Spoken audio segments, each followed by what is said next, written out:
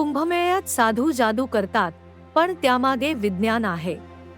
अग्नी घेतल्यावर तापमान वाढवून श्वास नियंत्रित करून ते सहनशक्ती दाखवतात. धूर उडवून अदृश्यता साधतात. हे भौतिकशास्त्राचं एक उदाहरण आहे. रंग बदलणारे पदार्थ रसायनशास्त्राच्या तंत्रांचा वापर करून तयार केले जातात. साधू पाण्यात विशिष्ट रसायने मिसळून चमत्कारिक अनुभव देतात. उंचावर उडणे किंवा अदृश्य होणे हे मनोविज्ञान आणि भौतिकशास्त्राचं मिश्रण आहे. विशेष तंत्रांनी साधलेले हे अनुभव लोकांना गोंधळात टाकतात.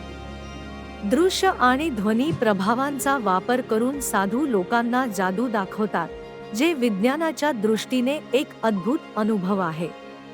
यामध्ये काही तंत्र आणि धोरणांचा वापर करून भ्रामकता निर्माण केली जाते.